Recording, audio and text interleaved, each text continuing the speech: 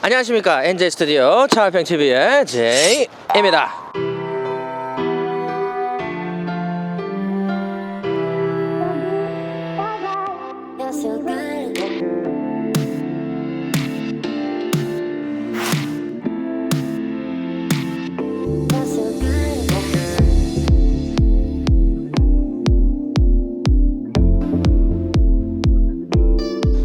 자, 최초 2 시리즈 그랑 쿠페의 인테리어를 보도록 하겠습니다. 인테리어는 손이 베일 것 같아요. 아니, 이렇게 인테리어에서 날카로움을 보여주는 차량이 또 있을까 싶을 정도로 아주 날카롭습니다. 수직 수평 라인을 거의 찾아볼 수가 없어요. 전부 다 아주 날카로운 각도를 가지고 있는 대각선 각이 다 보입니다. 특히나 이 대시보드 자체가 바디에서 아예 떨어져 나 있는 것처럼 위쪽 대시보드가 갈라져 있거든요.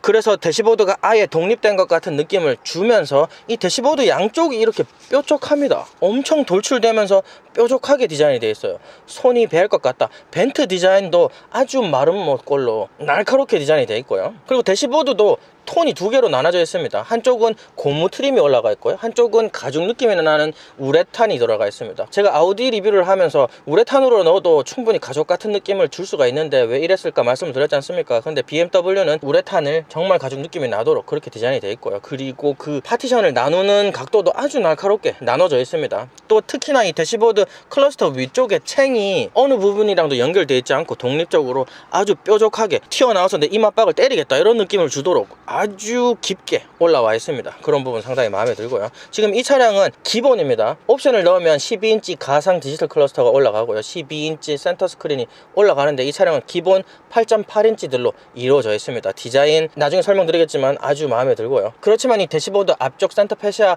컨트롤부가 산만하다고 제가 좀 말씀을 많이 드리지 않습니까? 구성 부품들은 아주 잘 디자인이 되어 있지만 좀 산만함은 어쩔 수 없는 것 같아요. 이 스크린도 독립되어 있지도 않고 클러스터랑 같이 연결되어 있는 것 같으면서 서로 전혀 어우러지지가 않고, 그리고 디자인 액센트 트림도 정말 마음에 들지만은 약간 좀 조잡하다는 느낌이 들 정도로 녹아들지 않는다. 그리고 공조 컨트롤 부분이 현 세대 오면서 많이 바뀌었죠. 제 차도 바로 이전 세대이지만 공정 컨트롤 부분이 정말 오렌지 색깔 오래된 느낌의 모노 액정이 들어가 있고 한데 좀 보기 싫었죠. 근데 이번에는 디자인이 상당히 마음에 듭니다. 공조 벤트 사이에 작은 스크린이 들어가 있고 컬러로 위쪽 센터 스크린을 보지 않아도 따로 공조 컨트롤을 할 수 있도록 분리된 것을 볼 수가 있고요.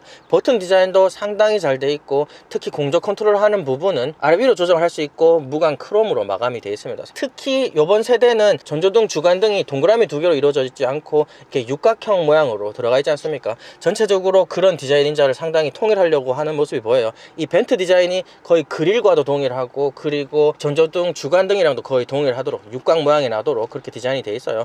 그런데 이 살들이 너무너무 디자인이 잘 되어 있습니다. 지금 이 시리즈가 엔트리 모델인데도 불구하고 X7까지 7 시리즈까지에서도 볼 수 있는 동일한 벤트 디자인이 들어가 있습니다. 벤트 개폐 다이얼도 아주 고급스러운 게 들어가 있고, 디자인 마감이 아예 컨트롤부랑 잘 어우러져 있는 것을 볼 수가 있고요. 그 아래쪽에는 오디오를 조절하는 버튼이 있어요. 이 부분 좀 단순합니다. 그 주변에 무광 플라스틱이 들어가 있는데 이 부분에 좀 액센트 패널을 넣어줬어야 되지 않나 그렇게 생각이 되고요. 그리고 BMW에서 항상 많이 넣어놓는 쇼컷 버튼들이 8개가 있어요. 마찬가지로 손가락을 올려놓으면 이 쇼컷에 뭐가 등록이 되어 있는지 볼 수가 있도록 정전식으로 터치가 되고요. 보통 저가형 차량들에서 보면은 이 센터 콘솔하고 이 대시보드 연결부가 상당히 마음에 안 드는데 이 차량도 마찬가지입니다. 센터 콘솔부가 너무 낮게 안쪽으로 밀려 들어가 있고 좀 생뚱맞게 이 대시보드부하고 연결이 되는 것을 볼 수가 있어요. 이 차량은 옵션이 들어가 있어서 스마트폰 무선 충전대가 들어가 있고요, 포켓처럼 돼 있어가지고 폰이 또 쏙 들어가는 것을 볼 수가 있고, 컵홀더 부분은 아주 디자인이 잘 돼 있어서 커버가 없지만 전혀 생뚱맞아 보이지가 않고요.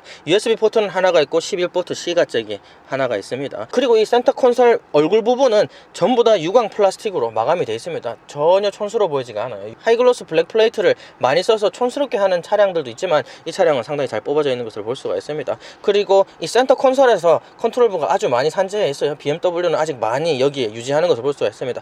조그 다이얼 그대로 들어가 있고요. 버튼부들 다 레이아웃이 잘 되어 있는 것을 볼 수가 있고요. 특히나 BMW에서 드라이빙 모드를 아주 직관적으로 바꿀 수 있어서 제가 아주 좋아하는 부분이기도 하고요. 오토 홀드 버튼도 있고요. 그리고 암레스트를 보도록 해요. 암레스트가 낮습니다. 그리고 얇아요. 그래서 암레스트 기능을 하기가 약간 애매합니다. 저는 암레스트가 좀 높았으면 좋겠습니다. 그리고 암레스트 디자인 자체가 그렇게 잘 되어 있진 않아요. 많이 폭신폭신하지도 않고요. 그리고 암레스트를 열어보도록 하겠습니다. 암레스트를 열어보면은 안쪽에 수납 공간이 좀 얇지만 많이 허용해주고 있는 것을 볼 수가 있고요. 안에 USB-C 포트가 하나 있습니다. 특별한 건 없습니다. 암레스트 높이도 조절을 할 수가 따로 없습니다. 그리고 이 차량은 하만 카돈 프리미엄 오디오가 옵션으로 들어갈 수가 있고요. 도어 핸들 부분이 무광 메탈로 또 육각 형상으로 들어가 있는 것을 볼 수가 있습니다. 그리고 좌석 디자인은 디자인 자체는 그렇게 잘 됐다고 말씀드리기가 어려워요. 파티션도 나름 잘 나눠져 있긴 하지만 그렇게 신미감 있게 파티션이 나눠져 있진 않습니다. 하지만 이 차량의 스포츠 세단이다 보니까 이 옆구리 럼버가 엄청 두텁하게 그리고 높게 솟아와 있습니다. 그래서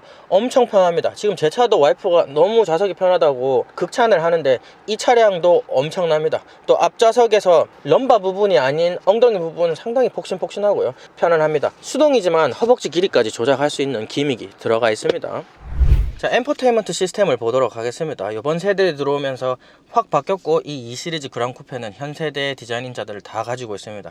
기능들도 다 가져 있는 것을 보이고요. 지금 8.8인치 센터 스크린이 들어가 있는데요. 슈퍼 와이드로 들어가 있어서 그렇게 크진 않지만 전혀 작아 보이지 않습니다. 기본으로 들어가 있지만 이렇게 터치 스크린으로 되어 있는 것으로 보이고요. 터치도 엄청 부드럽습니다. 지금 넘어가는 게 차라리 벤츠나 아우디보다 좀 더 좋은 것 같은 느낌이에요. 그리고 아래쪽에서 조그 다이얼로도 조절을 할 수가 있지만 조그 다이얼을 상당히 좋아하십니다. 다른 분들은. 저는 그런데 조그 다이얼이 그렇게 직관적이진 않은 것 같아요. UI도 디자인 상당히 잘 돼 있고 터치도 엄청 잘 들어가 있습니다. 하지만 햅틱 반응 없는 부분도 좀 아쉽고요. 그리고 아래쪽에 공조 컨트롤 부분을 보면은 아까 말씀드렸듯이 이쪽 화면에서 아주 많은 정보도 보여주고 지난 세대까지 우리가 오렌지로 넣어놨던 부분, 거기에 대해서 싫어하시는 분들이 상당히 많았었는데 이렇게 바뀌면서 아주 디자인이 잘 돼 있는 것을 볼 수가 있습니다. 기능으로 보입니다. 그리고 이 차량은 뭐 오토 하이빔 기능도 있고 표지판 리딩 기능도 있고요. 하지만 아쉽게도 아직도 안드로이드 오토를 넣지는 않습니다. 그리고 애플 카플레이도 돈을 상당히 많이 내야지만 쓸 수가 있어요. 제 차도 보니까 420개월치를 한 번에 내야 되는데 30만원 정도 내야지 애플 카플레이를 쓸 수 있는 것으로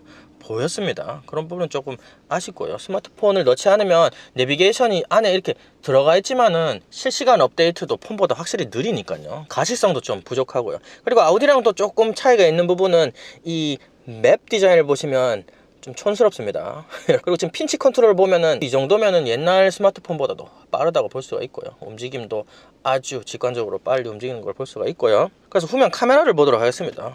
후면 카메라를 보면은 역시나 좀 카메라로 볼 수 있는 버튼이 있었으면 좋겠어요. 그런 부분 없는 부분 아쉽고요. 해상도는 상당히 높고 그리고 우리가 볼 수 있는 타이어 트랙들도 잘 보이게 돼 있지만 요 센서 부분이 너무 많이 잡아먹네요. 좀 더 카메라 부분을 넓게 보여줬으면 어땠을까 싶습니다. 이 차량은 다른 옵션이 안 들어가 있어서 서라운드 뷰라든지 아무런 기능도 없는 것으로 보이고요. 핸들 디자인을 보도록 하겠습니다. 핸들 디자인은 상당히 아쉬워요. 요즘 BMW 기본 차량들 보면은 코어 부분이 너무 큽니다. 코어 부분이 그냥 큰 것만이 아니라 이 핸들하고 같은 평면상에 있어요. 그래서 그냥 핸들 자체가 원판 같아요. 특히 이 살들도 이 컨트롤 부분이 너무 크고 해가지고 정말 핸들 위쪽만 뚫려 있고 그냥 원판 같아요. 너무 큽니다. 그래서 좀 보기 싫고요. 촌스럽기도 하고요. 컨트롤부가 진짜 너무 커가지고 조작도 어려울 뿐더러 정말 디자인을 많이 죽이는 것 같고요. 그래도 이 크락션 아래쪽에서 레이어처럼 나오는 액센트는 그래도 칭찬할 부분인 것 같고요. 아래쪽에 히팅 핸들 버튼이 있습니다. 자, 클러스터 디자인을 보도록 하겠습니다. 클러스터는 지금 8.8인치가 들어가 있다는데 도대체 어디가 8.8인치인지 알 수가 없네요.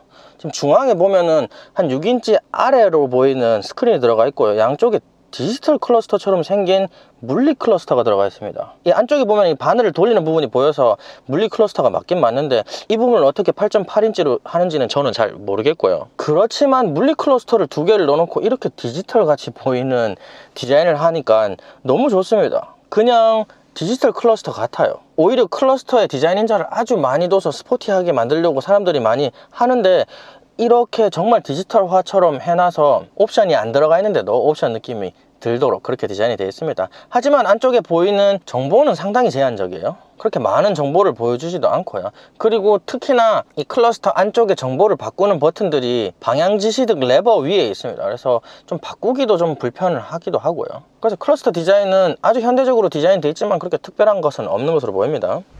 자, 뒷좌석을 보도록 하겠습니다. 뒷좌석 공간이 좀 애매하긴 한데요, 이 차량 진짜 2 시리즈이기 때문에 공간이 너무 혹평하진 않겠습니다. 무릎 공간은 의외로 많이 나와줍니다. 제가 다리가 짧긴 하지만은 키 큰 사람이 못 앉겠다 그 정도는 아닙니다. 하지만 헤드룸은 약간 문제예요. 제가 구부정하게 앉아 있는데도 머리가 닿습니다. 그래서 약간 꼿꼿이 앉으면은 머리가 천장을 뚫고 나올 것 같아요. 그런 느낌은 뭐 어쩔 수는 없습니다. 엄청 작은 쿠페형 차량에 뒷좌석을 마련해 놨기 때문에 그렇게 문제가 되진 않습니다. 성인이 앉기는 불편해요.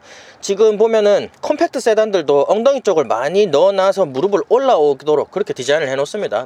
헤드룸을 내놓기 위해서. 헤드룸이 안 좋긴 하지만 엉덩이를 좀 더 파서 아랫배에 무리를 줬다면은 헤드룸이 조금 더 나오지 않았을까, 그렇게 생각되는 공간이에요. 그리고 얘기했듯이 지금 윈도우도 윈도우지만은 C필러 뒤쪽에 창이 아주 좀 훤칠하다 이런 느낌이 들어요. 그래서 공간적으로 좀 답답하지 않다라는 느낌을 주기도 하고요. 좌석 디자인은 앞이랑 거의 동일하고요. 폭신폭신 아주 괜찮습니다. 허리 부분 많이 함몰이 되는 부분도 좋고요. 뒷좌석 맵 리딩 라이트가 아주 디자인이 잘 되어 있네요. 그리고 창문 위쪽에는 옷걸이가 있는데 이 옷걸이를 아주 잘 숨겨놨어요. 작은 부분이지만 센스 있는 부분이라고 생각을 합니다. 그리고 센터 콘솔 디자인을 보도록 해요. 센터 콘솔 디자인은 정말 밋밋합니다. 밋밋하지만 뒷좌석에 USB-C 포트가 2개가 들어가요. 그래서 총 USB 포트는 USB-C 포트가 3개, 일반 USB 포트가 하나에서 4개나 보여줍니다. 이 부분 상당히 괜찮고요. 헤드룸을 제외한다면 뒷좌석은 공간적으로는 전혀 문제가 없는 것으로 보이고요. 그리고 또 이 차량이 X드라이브라서 4륜 구동인데도 샤프트 터널이 상당히 낮습니다. 중앙에 사람이 앉을 만큼 공간이 없지만 아주 작은 애들은 앉을 수 있겠다 이렇게 생각이 될 정도로 공간을 보여주고요. 그리고 암레스트를 보도록 하겠습니다. 암레스트를 보면은 2 시리즈인데도 아주 튼튼하게 잘 넣어놨어요. 그리고 컵홀더 기믹도 상위 모델에 전혀 꿀리지 않도록 그렇게 넣어준 것을 볼 수가 있고요. 그리고 이 차량은 40, 20, 40으로 시트가 나눠져 있습니다. 독일 차는 이제 그게 스탠다드인 것 같아요. 그래서 중간을 내리면은 스키 여행을 가는데도 4인이 갈 수 있도록 그렇게 돼 있고요. 또 이 차량이 좋은 점은 이 트렁크에서 이 40, 20, 40 좌석을 눕히는 원터치 레버가 있습니다. 그래서 트렁크에서 뭐를 실을 때도 앞좌석에 굳이 오지 않아도 내릴 수 있다는 점 아주 좋은 것 같고요. 차량이 또 워낙 작다가 보니까 이 윈도우가 절반밖에 내려가진 않습니다. 그래도 뒤쪽에 애들이 앉으니까 안전성에도 좋고 그렇게 답답하지도 않은 것 같고요. 그리고 문루프 옵션이 들어가 있는데 문루프가 상당히 큽니다. 전체적으로 시야를 아주 훤칠하게 잘 보여주는 차량인데 문루프까지 이렇게 크니까 좀 더 답답하지 않게 탑승을 할 수 있다, 그렇게 생각이 되도록 디자인이 되어 있습니다. 그래서 뒷좌석은 기대가 워낙 낮아서 그런지 그렇게 나쁘지는 않는 것 같아요.